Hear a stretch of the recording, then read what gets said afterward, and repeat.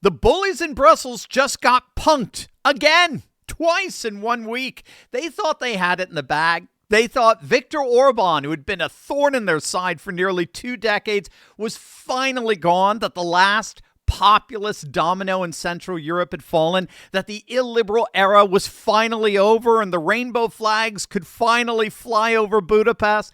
That's what the legacy media was celebrating. The era of Viktor Orban is over. And then 48 hours later, Peter Maguiar, the man they thought was their liberal savior, started governing. And every liberal globalist jaw dropped to the floor in utter shock. Their supposed liberal savior turned out to be more Orbanish than Orban. And then yesterday, it happened again. Bulgaria went to the polls and handed the EU its second black eye in a week. Make sure you stick with me to the very end of this video because I'm going to show you why Orban may have lost the election, but Orbanism has absolutely won the future of Central Europe. Hey gang, it's me, Dr. Steve, your Patriot Professor, enjoying yet another glorious day in the Trumpian golden age that you made possible back in November of 2024. So if you want a front row seat on how you continue to change the world in ways you never even imagined, make sure to smack that bell and subscribe button. So on April 12th, just 8 days ago, Viktor Orban's 16-year run as Prime Minister of Hungary came to an end. Peter Magyar's TISA party won a staggering 138 seats out of 199, a full two-thirds constitutional supermajority on a record-breaking 80% turnout, the highest in Hungary's post-communist history. Orban's Fidesz party was reduced to just 55 seats. The far-right Our Homeland got 6. And the Hungarian political left, the Socialists, the Greens, the Old Democratic Coalition, they collectively got a big, fat, resounding 0 seats in parliament. You heard that right. In the supposed great liberal restoration of Hungary, the actual, literal political left failed to even enter parliament. Even Politico was forced to admit that Hungary's government, if anything, lurched even further to the right. I mean, you got to let that sink in for a moment. The globalist media told you this was a pro-EU liberal uprising. The reality? Hungarians voted out a right-wing populist and replaced him with another right-wing populist. In fact, that's how Peter Maguiar campaigned. He was Orban, but without the corruption. He actually ran to the right on Orban, or the right of Orban on immigration. Orban actually allowed a rather generous guest worker program that Maguiar promised to shut down. He ran on keeping the border fence. He ran on opposing mandatory EU migration quotas. He opposed Ukraine's accelerated EU accession. He wants to strengthen the Visegrad 4 alliance. That's the informal alliance between Hungary, Poland, Czech Republic, and Slovakia as a Central European bloc inside the EU. Does any of that sound like Brussels liberalism to you? Does any of that sound like Emmanuel Macron or Ursula von der Leyen or Olaf Scholz? As for Magyar's party, TISA, it's a conservative, populist, center-right party. And every major analysis confirms that. The BBC calls it conservative. Deutsche Welle, the German state broadcaster, not exactly a right-wing outfit. They explicitly noted that both Fidesz and TISA are conservative populist parties. New York Times grudgingly admitted Maguiar is a conservative who previously allied with Viktor Orban. Gang, this is the dirty little secret that Brussels can't afford to speak out loud. Hungary didn't swing to the left. Hungary didn't swing liberal. Hungary just swapped conservatives. Orban lost, but Orbanism, the framework, the worldview, the civilizational defense of Central European sovereignty, Orbanism won in a landslide. And you want to take a look at what 5D chess looks like? Take a look at this. Maguiar, Hungary's new prime minister, is openly calling for Viktor Orban to run for president of the EU. I mean, you can't make this stuff up. Maguiar wants Orban running for the president of the European Commission, a position currently held by the far-left globalist Ursula von der Leyen. It's irrelevant whether he can win or not. It just shows that Maguiar is 100% behind Orbanism taking over the EU. Again, Hungary has only gone further to the right as a result of this parliamentary landslide win. The EU looks totally foolish. Again, the parties of liberalism that most align with the sentiments of Brussels is dead in Hungary. I mean, these parties are literally clinically dead. And it actually gets worse for the globalists because not only is Maguiar on some issues turning out to be even more Orbanish than Viktor Orban himself, but now the nation of Bulgaria just had its parliamentary elections yesterday. And the last person that Brussels would ever have wanted to win just won in an outright first ballot absolute majority landslide. Wait until you see this. But first, I need you all to go right now to turleytalkscrypto.com. That's turleytalkscrypto.com. I want to tell you about something that I think is incredibly important, especially given everything we're watching happen in this economy right now. You know what I talk about every single day, right? The system that was supposed to protect everyday Americans is showing its cracks.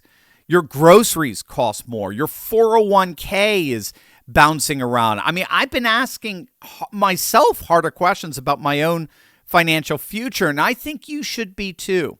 Here's what the globalist financial establishment does not want you to understand. You don't have to keep your entire retirement in their system. That's why I want to tell you about Block Trust IRA and why I think it matters right now more than ever. Block Trust IRA lets you add Bitcoin and crypto to a tax-advantaged retirement account, the same IRA structure you already rely on. And look, you don't need to understand crypto. That's the entire point. Think of it like having a professional portfolio manager handling the strategy for you. Unlike Wall Street, Block Trust IRA only profits when you profit, period. Your assets are held in institutional cold storage, insured, protected. It's yours.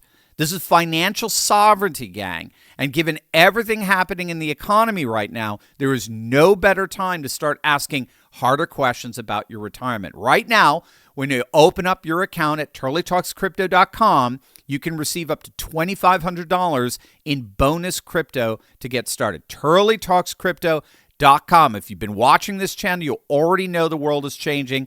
This is where you start changing with it. Click on that link below right now.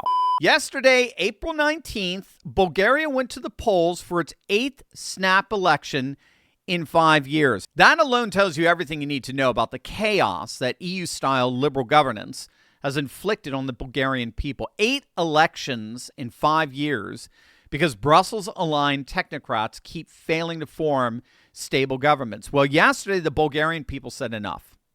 Former President Rumen Radev, a former fighter pilot, a declared Eurosceptic, an outspoken opponent of sending weapons to Ukraine, and a man who is openly calling for practical relations with Russia, grounded in mutual respect, he led his brand new nationalist populist party to a complete landslide victory.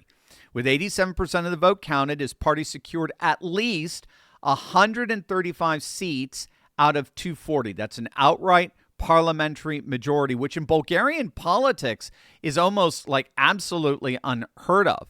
The formerly dominant center-right Gerb party, they were very pro-Brussels. They lost half their support.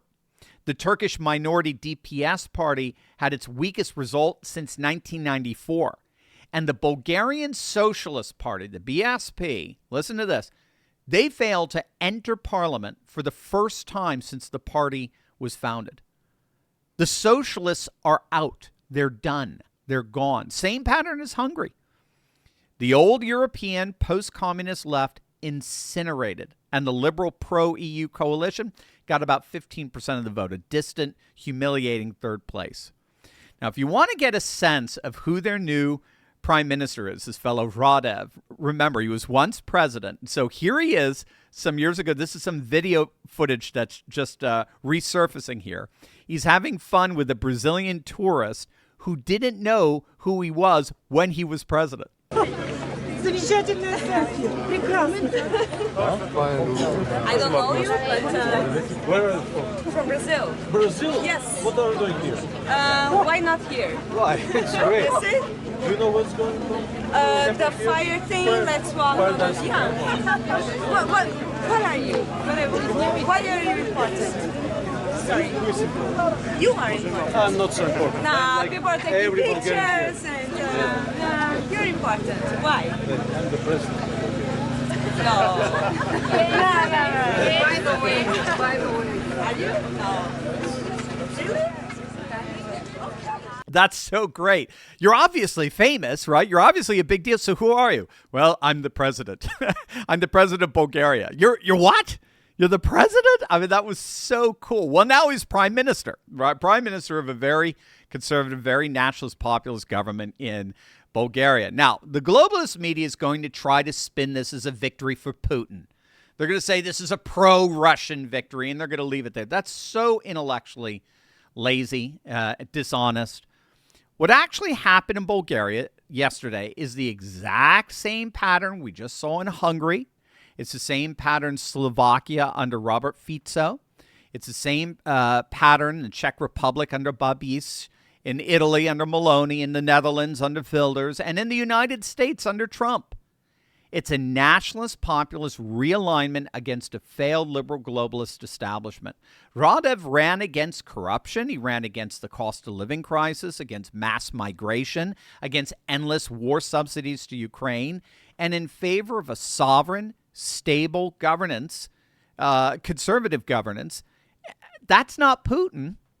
That's not a Putin script. That's more a Trump script. That's an Orban script. That's a Maguiar script. That's a civilizational populist script. And it just won an outright majority in the EU, in an EU member state. So let's put all of this together, because this is the civilizational moment the globalists are desperate to hide from you.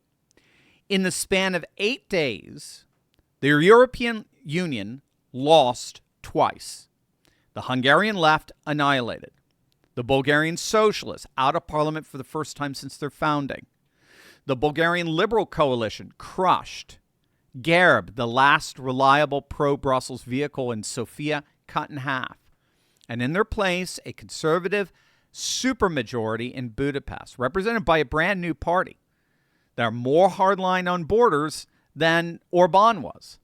Then a nationalist populist outright majority in Sofia, again, a brand new party that's openly skeptical of Ukraine funding and EU overreach. The globalists thought they were winning. At least that's what they wanted you to think they were thinking, or they felt. They thought Orban's defeat was the end of Central European populism. They claimed that the tide was turning. Instead, they've been made to look once again like total fools, because the populist realignment isn't a personality cult around one Hungarian strongman.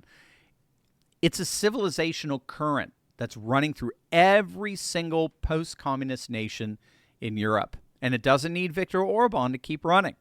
It just needs voters who are tired of being lectured to, tired of being taxed, and tired of being flooded with supposed refugees. Orban may have lost, but Orbanism is just beginning.